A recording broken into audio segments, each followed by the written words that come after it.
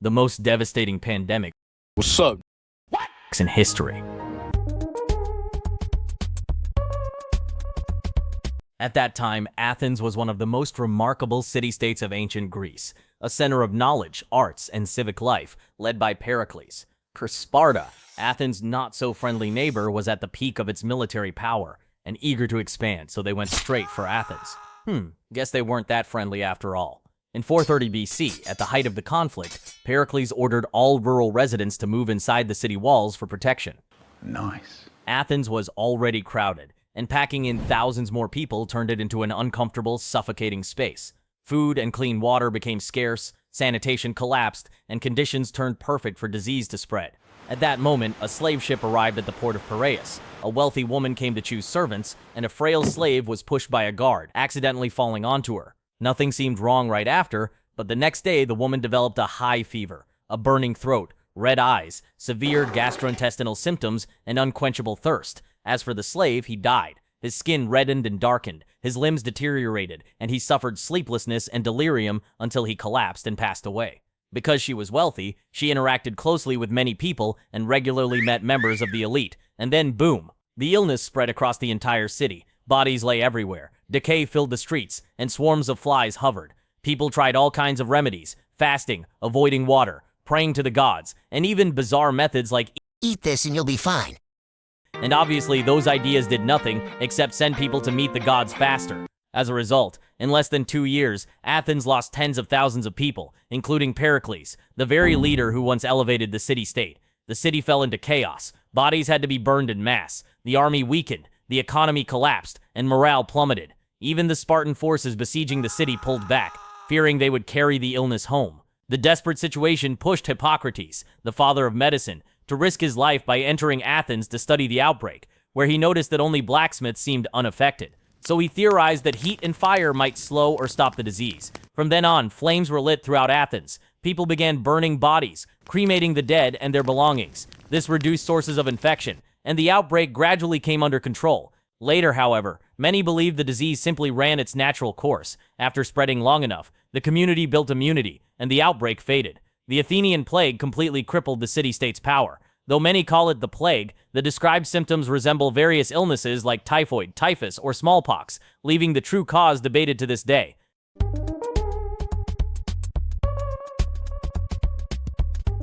Since ancient times, humanity has known of a strange disease. Victims convulsed at the sight of water, foamed at the mouth, lashed out aggressively like wild animals, and died in extreme agony. The ancient Greeks called it lyssa, literally meaning the madness of wolves. In the 1st century in Rome, a wealthy merchant named Publius was walking in his garden when his own dog bit him on the leg. At first, he didn't care much, rinsed the wound lightly, and forgot about it. But about 3 weeks later, he felt an odd crawling sensation around the bite. Then came mild fever, headaches, and fatigue. Just a cold, Publius thought, and carried on with his day. But a few days later, the nightmare began.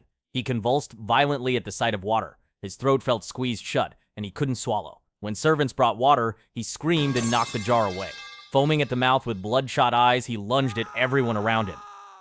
His family had to tie him down like a wild animal. Roman physicians examined him but were helpless. One even suggested cutting off the leg, but it was pointless. The disease had already reached his brain. Publius died 4 days later in agony and delirium, drenched in sweat and shaking uncontrollably. People back then knew nothing about viruses, so they believed an evil spirit entered the body through the dog's bite. Many thought it was a divine curse or toxic vapors from the dog's saliva. The ancient Greeks tried many treatments, from burning the wound with heated iron to drinking cobra blood.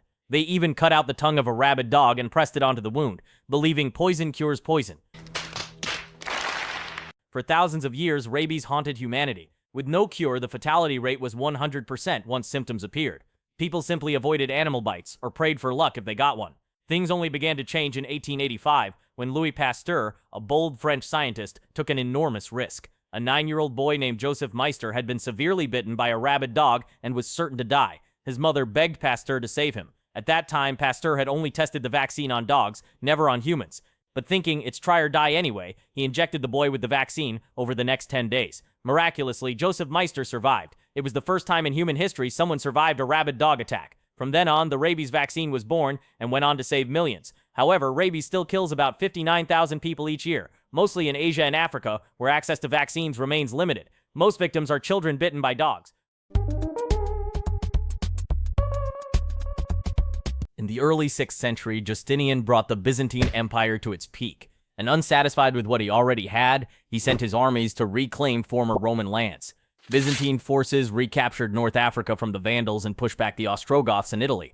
And to showcase this grand revival, he spent lavishly, even commissioning the construction of monumental churches in Constantinople. But in 541, a silent pathogen traveled into Byzantine territory aboard grain ships from Egypt. After disembarking, merchants gathered in taverns and crowded city spaces. By the next day, many showed symptoms: high fever, delirium, painful swollen nodes, progressing into limb damage, lung infections, and dark patches on the skin. Once it reached Constantinople, the illness spread so fast that up to 10,000 people a day were dying. Bodies were buried in mass graves or dumped at sea, and every class suffered except Justinian. According to historical writings, a doctor from India supposedly offered Justinian an unusual treatment method. Each day, he was told to soak himself in certain strange liquids, consume odd mixtures, and drink a red, metallic-smelling concoction, and, well, Justinian actually recovered, but he felt that revealing his bizarre cure would bring embarrassment, so he stayed silent and appeared sorrowful as the empire crumbled around him. What the fuck, you lame-ass piece of shit. People tried every method they could think of: isolating the sick, mass burials, jumping through fires, cold plunges, head shaving, even harsh physical treatments. Okay, bro, I know a way to cure it. And of course, that only earned people a one-way ticket off the Earth server thanks to some truly dumb ideas. The Empire's population plummeted, an estimated 25 to 30 million deaths, meaning 1 out of every 3 people died. The army thinned, agriculture stalled, trade collapsed, and Justinian's dream of retaking the West came to a halt. Various factions fought for power, and the Empire sank into a long period of hardship. Around the year 750, new infections finally declined, and the outbreak disappeared naturally. People believe that after centuries of exposure, the population slowly developed immunity to the pathogen. Today, we know it was plague caused by the bacterium Yersinia pestis, though modern research still debates its real scale and how much it mutated during this era. In 1889, in St. Petersburg, the world had just entered a powerful wave of industrialization, with railways connecting Europe at unprecedented speed. The outbreak began among Russian merchants, people who met hundreds daily and constantly moved between markets and ports, making them the accidental spark of the epidemic. Within months, the pathogen followed their travel routes to Moscow, Paris, London, Berlin, and eventually across the Atlantic to the Americas. Symptoms resembled seasonal flu but were far more severe: high fever, dry cough, headaches, muscle pain, exhaustion, and prolonged insomnia. Its transmission was remarkably strong. Close contact alone could infect someone, which pushed crowded cities into chaos. Mass worker absences, traffic breakdowns, shuttered institutions, and overwhelmed hospitals. At that time, there were no specific treatments or medicines, since modern medical science had only just begun to emerge.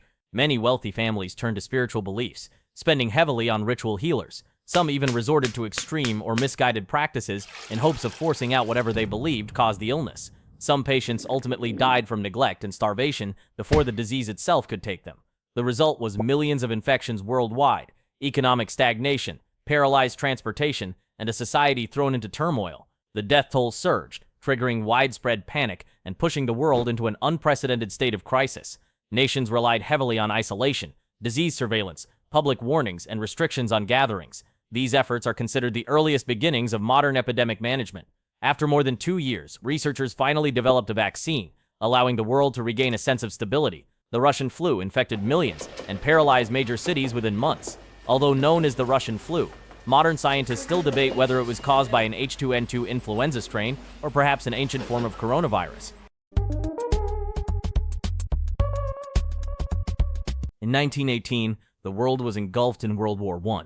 Many nations were exhausted by war, economies shattered, civilians lived in deprivation, and armies moved constantly between crowded, unsanitary fronts. Major cities struggled under heavy population pressure, while medical systems were outdated and lacked emergency response capability. The name Spanish flu came about because during World War I, warring nations censored news about the outbreak. Spain, being neutral, allowed its media to report freely, especially after King Alfonso XIII fell ill. As a result, the world assumed the outbreak started in Spain, though it did not. The outbreak's origin was traced to Fort Riley, Kansas in March 1918, where a mutated avian pathogen infected humans and spread rapidly through the camp. As American troops deployed to Europe, the virus traveled with troop trains and transport ships across the Atlantic, reaching France, Britain, Germany, and eventually the entire world. In the first wave, patients experienced high fever, cough, sore throat, muscle pain, and exhaustion, similar to seasonal flu.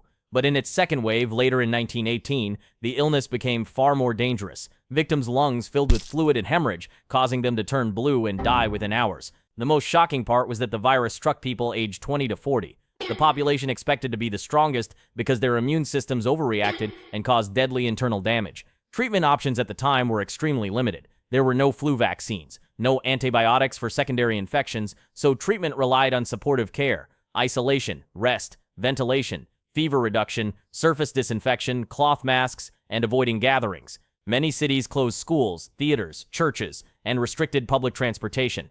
Between 1918 and 1920, the Spanish flu infected around 500 million people and killed 50 to 100 million more deaths than World War I itself. Economies stalled, workforces dwindled, hospitals and morgues overflowed, and many regions resorted to mass burials. The pandemic eventually ended as the virus weakened and public health measures became more effective. From then on, many nations reformed their healthcare systems, created disease surveillance mechanisms, and raised public hygiene standards. Today, thanks to modern genetic analysis, the culprit is confirmed as the AH1N1 strain, but its level of devastation remains a powerful lesson in how global pandemics can erupt.